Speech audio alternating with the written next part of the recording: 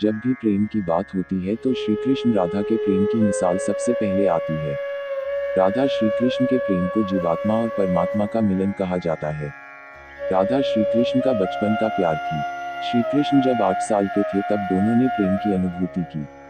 राधा श्री कृष्ण के दैवीय गुणों से परिचित थी। उन्होंने जिंदगी भर अपने मन में प्रेम की स्मृतियों को बनाए रखा। वही उनके रिश्ते की सबसे बड़ी खूबसूरती है। कहा जाता है कि श्री कृष्ण को केवल 2 ही चीजें सबसे ज्यादा प्रिय थीं। ये दोनों चीजें भी आपस में एक दूसरे से गहराई से जुड़ी हुई थीं, बांसुरी और राधा। कृष्ण की बांसुरी की धुन ही थी जिससे राधा श्री कृष्ण की तरफ खींची चली गई। राधा की वजह से श्री कृष्ण बांसुरी को हमेशा अपने पास ही रखते थे।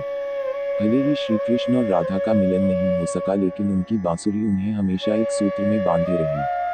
भगवान श्री कृष्ण से राधा पहली बार तब अलग हुई जब मामा कंस ने बलराम और कृष्ण को आमंत्रित किया।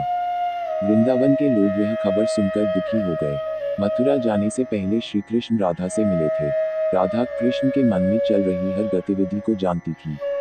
राधा को अलविदा कहे कृष्ण उनसे दूर चले गए। कृष्ण राधा से ये वादा करके गए थे कि वो वापस आएंगे, लेकिन कृष्ण राधा के पास वापस नहीं आए। उनकी शादी भी रुक्मिणी से हुई। रुक्मिणी ने भी श्री कृष्ण को पाने के लिए बहुत जतन किए थे। श्री कृष्ण से विवाह के लिए वह अपने भाई रुक्मी के खिलाफ चली गई। राधा की तरह वह भी श्री कृष्ण से प्यार करती थी। रुक्मिणी ने श्री कृष्ण को एक प्रेम पत्र भी भेजा था कि वह आकर उन्हें अपने साथ ले जाएं। इसके बाद ही कृष्ण रुक्मिणी के पास गए और उनसे शादी कर ली। कृष्ण के वृंदावन छोड़ने के बाद से ही राधा का वर्णन बहुत कम हो गया। राधा और कृष्ण जब आखिरी बार मिले थे तो राधा ने कृष्ण से कहा था कि भले ही वो उनसे दूर जा रहे हैं, लेकिन मन से कृष्ण हमेशा उनके साथ ही रहेंगे। इसके बाद कृष्ण मथुरा गए और कंस और बाकी राक्षसों को मारने का अपना काम पूरा किया। इसके बाद प्रजा की रक्षा के लिए कृष्ण द्वारका चले गए और द्वारकाधीश के नाम से लोकप्रिय हुए। कृष्ण वृंदावन से निकल गए तब राधा की जिंदगी ने अलग ही मोड़ ले लिया था। राधा की शादी एक यादव से हो गई। राधा ने अपने दाम्पत्य जीवन की सारी रस्में निभाई और बूढ़ी हुई, लेकिन उनका मन तब भी कृष्ण के लिए समर्पित था। राधा ने पत्नी के तौर पर अपने सारे कर्तव्य पूरे किए। दूसरी तरफ श्री कृष्ण ने अपने दैवीय कर्तव्य निभाए।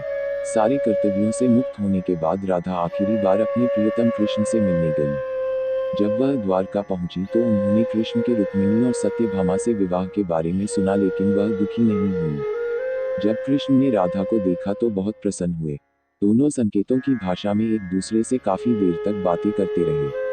राधा जी को कान्हा की नगरी द्वारिका में कोई नहीं पहचानता था। राधा के अनुरोध पर कृष्ण ने उन्हें महल में एक देविका के रूप में नियुक्त किया।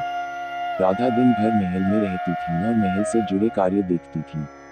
मौका मिलते ही वह कृष्ण के दर्शन कर लेती थी। लेकिन महल में राधा ने श्री कृष्ण के साथ पहले की तरह का आध्यात्मिक जुड़ाव महसूस नहीं कर पा रही थी, इसलिए राधा ने महल से दूर जाना तय किया। उन्होंने सोचा कि वह दूर जाकर दोबारा श्री कृष्ण के साथ गहरा आत्मीय संबंध स्थापित कर पाएंगी। उन्हें नहीं पता था कि वह कहाँ जा रही हैं, लेकिन भगवान श्री कृष्ण जानते थे। धीरे धीरे समय बीता और राधा बिल्कुल अकेली और कमजोर हो गई। उस वक्त उन्हें भगवान श्री कृष्ण की आवश्यकता पड़ी। आखिरी समय में भगवान श्री कृष्ण उनके सामने आ गए। कृष्ण ने राधा से कहा कि वह उनसे कुछ मांगे, लेकिन राधा ने मना कर दिया। कृष्ण के दोबारा अनुरोध करने पर राधा ने कहा कि वह आखिरी बार उन्हें बांसुरी बजाते देखना चाहती हैं। श्री कृष्ण ने बांसुरी ली और बेहद सुरीली धुन में बजाने लगे। श्री कृष्ण ने दिन रात बांसुरी बजाई जब तक राधा आध्यात्मिक रूप से कृष्ण में विलीन नहीं हो गई। बांसुरी की धुन सुनते सुनते राधा ने अपने शरीर का त्याग कर दिया।